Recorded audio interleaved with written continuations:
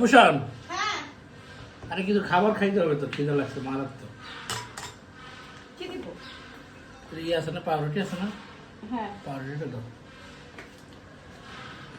পাউরুটি, এখানে কি আছে? মাংসের ঝোল, সরিষা, ইলিশের সরিষা আর দই।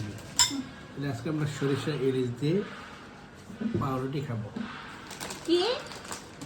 সরিষা ইলিশ পাউরুটি। তুমি সরিষা ইলিশ দিয়ে পাউরুটি খাবা? হ্যাঁ, সেই টেস্ট। মানে কি জুয়েল?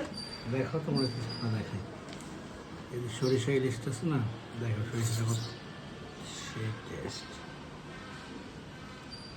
এগুলো একটা ইয়ার কাজ করবে, জ্যাম জেলি আছে না, হুম জ্যাম জেলি কাজটা করবে।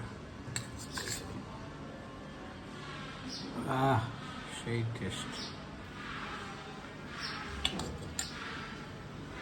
বেশি দেওয়া যাবে না।